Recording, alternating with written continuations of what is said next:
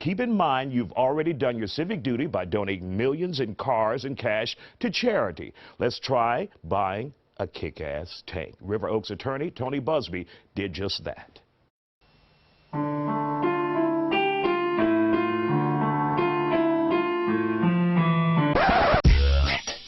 Oh my God, look at that. You think that's the first time a tank's ever been in River Oaks?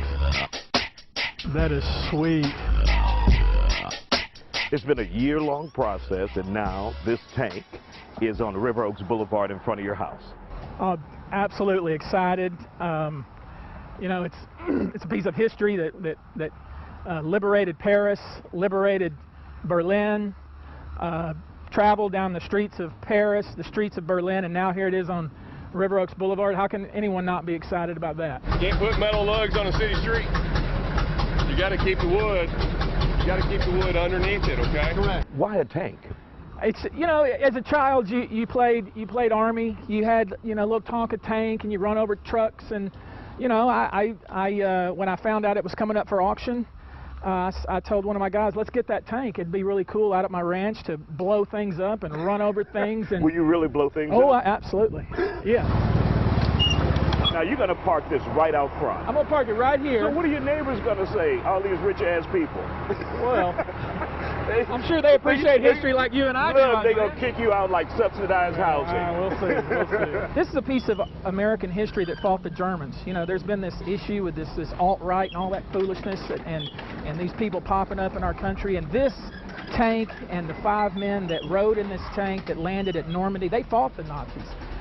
They liberated Paris. They beat the Germans, and here it is now, a piece of history sitting in my front yard. And I think it's a testament to our United States. And if somebody's offended by it, well, you know, you're never going to make everybody happy. And eventually, I'll put it somewhere where people can, you know, little kids can get up on it, and parents can take pictures. I have a tank. Who else has a tank?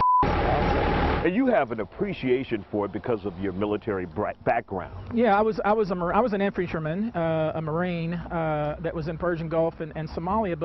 But my more appreciation for it is that my grandfather landed at Normandy and was in the infantry, and this particular type of tank was probably one of our saviors. I mean, we mass-produced about 49,000 of this kind of tank, the Sherman. This is the M4 Sherman tank. They sold in 1941 at 46,000 apiece, and they sold 29,000 of them. Really? Yeah. And so in 2017, what does Tony Buzbee pay for that? That cost me a little over $600,000. Piece of history. Piece of history. Not bad for a piece of history. Not bad at all. Cool as isn't it? Well, I like it. Remember, we were leasing or donating these to the British even before we got into the war, and then when we sent our people to fight the Germans, it was this particular type of piece of equipment that helped us win that war. And had we not won that war, this would be a completely different country. Now we celebrate our freedoms and our right to speak and our right to have a tank on in our front yard. I don't remember that in the Constitution. Well, maybe that's not in there, but the main gun is, one of the things I had to do is, you can see there's a hole bored into the main gun. That's to make it non-operational. Of course, I hope to make it operational once I get it to Northeast Texas and blow the hell out of some blow stuff. The out of some things. But this is, you heard the unit Hell on Wheels. That's where this came from. These guys, these brave soldiers that the 5 crew members that rode over, this was their home, as you said previously. This is where they lived, ate, slept, and you know, this tank is one of the reasons we won the war.